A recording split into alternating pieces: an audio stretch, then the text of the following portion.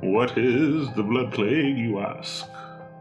There is no world that exists that does not suffer the misery of illness and disease. Here, however, in this small corner of the world, there exists one of the worst afflictions to ever lay its burden of death upon humanity. A sickness known only as the blood plague burned its way across the lands like a wildfire, leaving nearly no family untouched. The blood plague cared nothing for rank or title, devouring the lives of young and old, vital and infirm alike, devastating the populations of men.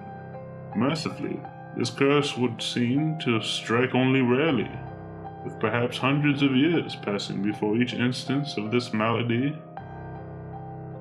With such a history, it is no wonder the people of the region regard any mention of the illness with caution, and more than one innocent poor wretch has met their end at the hands of an angry mob, stoned to death for fear the casual fever they run is a portent of the blood plague coursing through their veins, only to then be quickly burned in lamp oil, as well as all their possessions. Their properties would then be condemned to be sealed for no less than 5 years, a number after which most people agree that the threat of the scourge is past. Other common facts about the illness which are told are that it always claims the firstborn of any family it afflicts, that virgins are less likely to contract the illness, or even that by sacrificing a human in some secret ritual, the plague can somehow be compelled to pass you over. All of this is, of course, absolute hogwash.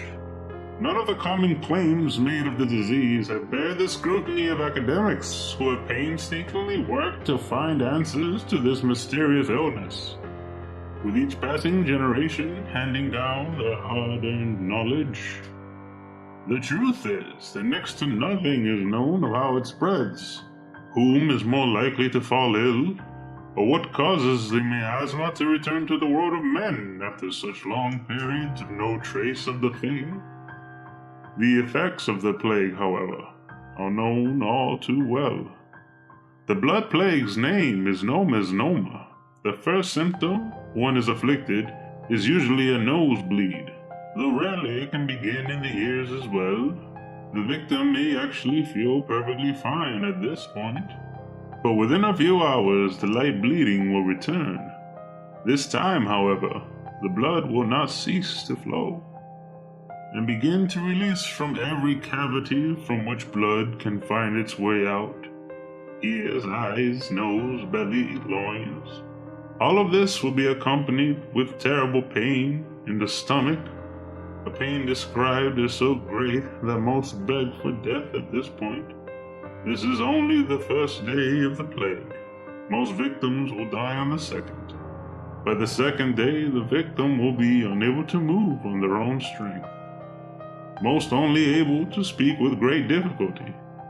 Examinations of the dead reveal that the effects of the plague are terrible, with the entrails and organs seemingly withered away, as though they were made of wax and exposed to the heat of a kiln.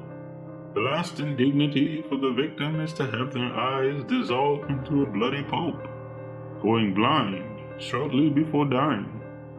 There are precious few accounts of survivors of the plague, none which I have been able to verify myself. Therefore, I will continue to gather what information I can. Let us hope the fate that has befallen this tragic land does not reach outside the barbaros, but only time will tell. Take good care of yourself, my dear, and please be sure to send my notes to the deacon at your first convenience.